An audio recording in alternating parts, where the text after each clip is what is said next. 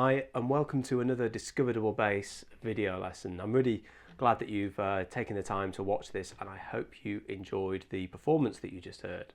So that tune is one of mine. It's called Gig House Blues, and it's just a little tune that I wrote to give you something to practice, a study piece that you can work on that will really help you with your shifting, particularly in this middle area of the bass, which is what it was designed to do. This was the area that I want you to be tackling, because a lot of people, they'll often play in this half position, they'll play in the neck heel and maybe the lower thumb position or something, and jump back to half position, and they'll neglect this middle area of the neck. So let's get stuck in and I'll show you how to go about playing Gig House Blues. It starts with a riff that's made up from the E minor scale. It's quite a bluesy blues scale sort of sounding pattern, and it starts with these hammer-ons.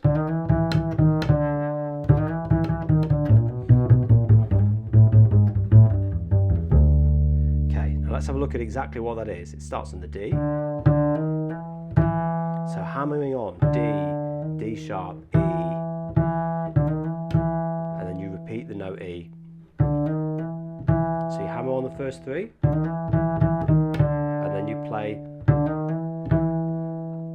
an extra one, and then you play E again, D sharp, back to D. Same pattern on the next string, starting on the A, and then down to the minor third, the G, and this is going from the G to the A, G, G sharp, A, just back to the top.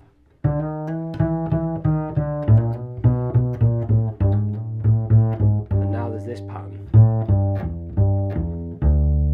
so it's A, G, E, G, E, and D. Now here I could play the D with my first finger, but I choose to play the open D because it will allow me to shift back and play the E, which is the next note that we're aiming for. It's our target note. So just slowly again.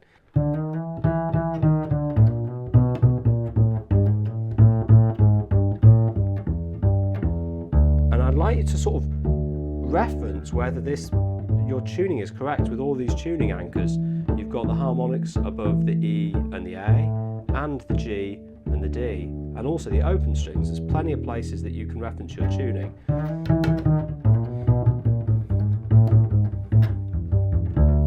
And then we're shifting back to the E. Okay, let's get into the main groove. It's an E blues, but I'm playing a lot of minor thirds over the top of it, which gives it a bit of a darker sound, and there's a real kind of shuffle, quite an old school sort of backing track underneath. So here's the pattern. And what I was really interested in is you moving between the E up to the D, and then again check with a harmonic or the open string as a tuning anchor. Let's just play up and down between those two pitches.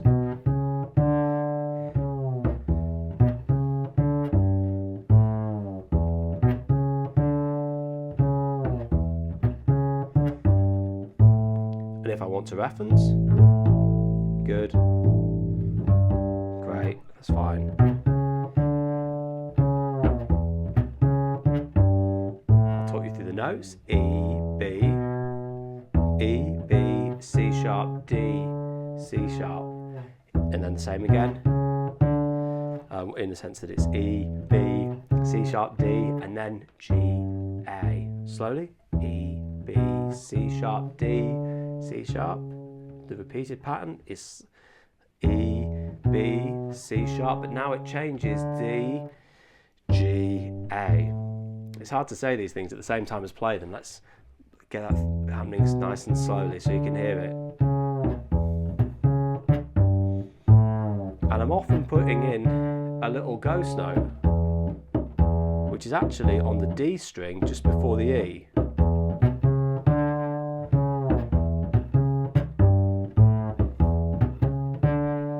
Which you can put in if you'd like to.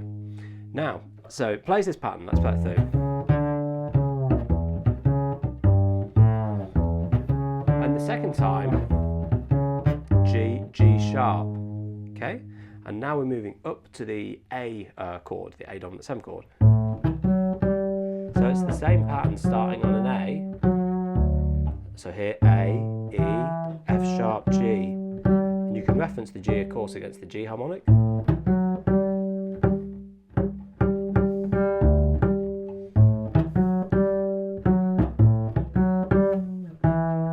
So that's the pattern there.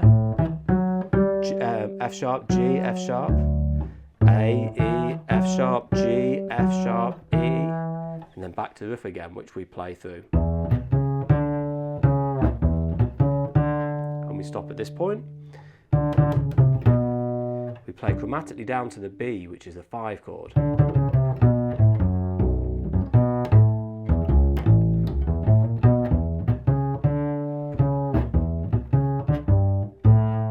Okay, I'm going to break that down for you a bit more from the beginning. It's repeating now, but we're going to play the G sharp after the G, up to the A. Same pattern, and there's a slight change in the riff there, back to the original pattern. But we break the pattern here. So that's D, D, C sharp, C, B, and this pattern is B, A, F sharp, B. Oh, let me think about this, hang on. There we are. B, A, F sharp, B, F sharp, B, A, E, C sharp, A. So it's kind of root, 7th, 5th, root, 5th, 7th, 5th root, and then the next chord, which is A dominant 7, and it's root, 5th, 3rd root. Okay, let's try that again. So from the D where it descends. And now we've got a little bit of a pickup here, which is C sharp, E, A sharp, B, and then we're going back to the pattern again. And that is the midpoint of the tune. That's the 12 bars of the 12 bar blues. One more time, let's have a listen to this. Repeat, but with the G A. Repeat, but with the G sharp. To the A chord. And there's a little pattern here. Back to the E, and then this low E here.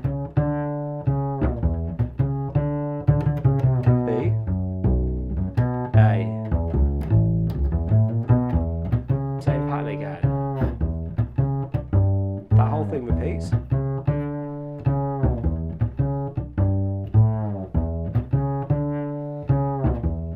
Up to the A chord. Now I'll do a little fill here. Let me show you what that is. So I'm going. Okay, yeah. It's okay, starts with a ghost note, and then it's E to the D. And it pulls off the B flat to the A, to the G, down to the E again. I just articulate that one. Yeah.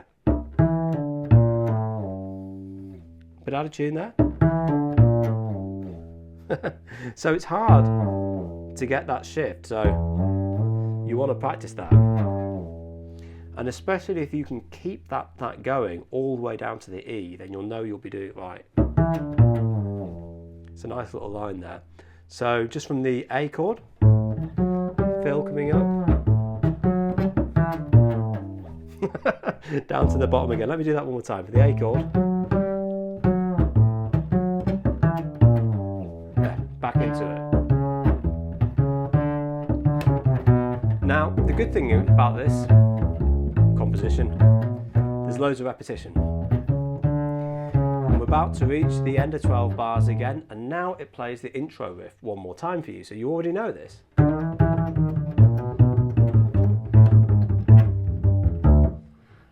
Okay, there's a little bass break here, and I'm not going to go into this in too much detail, but I play something along the lines of E, G, B flat, up to the D, D, B flat, E. Let me have a think about this. Yeah, I think I'm not 100% sure of the order of the notes because it was an improvised fill, but it's got an E flat, a G, and a B flat, and it's sliding up to the D, B flat, E. There might be an open G somewhere. We've got G, E, and B flat. So essentially, I'm playing with those three notes in three different positions: E, G, and B flat. Was it that?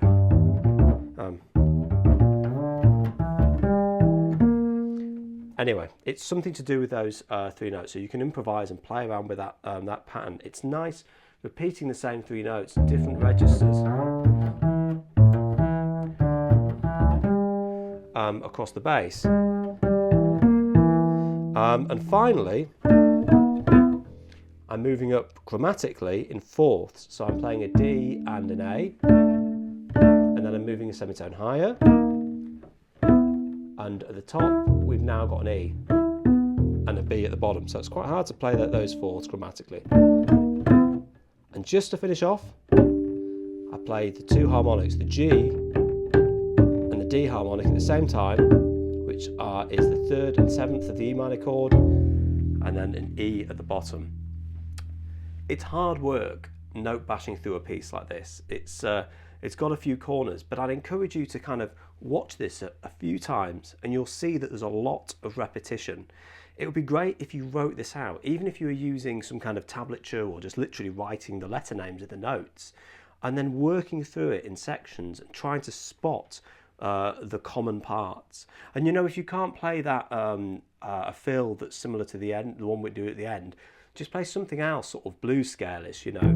You could play, coming from the end line, you could play something like...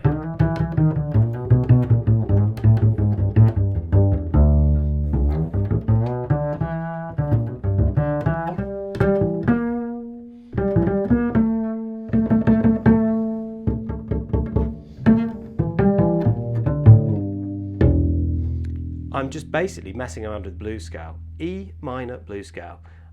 It will give you everything that you need. By the way, I did something a bit silly there at the end. I'm not sure if this can be picked up on the camera, but I was playing the note A on the bridge here, which I noticed the other day that this after length is actually tuned to the note A. I don't think I'd do this on a gig, but it just seemed to be a bit of fun to play around with that extra little thing there for you. But the point is, you start improvising, come up with your own lines and elaborate at the end, and then you can finish on a nice big low E and let the bass do the work with that great big final note for you. Well, I hope you've enjoyed this lesson and of course the piece that we were playing. If you have, there's a way that you can let me know and encourage me to do more pieces like this, and that's to press like if you're watching on YouTube. Give us one of those thumbs ups and that will help us to reach more people and to share these lessons. So thanks again for watching. I really appreciate you sticking with it for this long, and I'll see you in the next video lesson.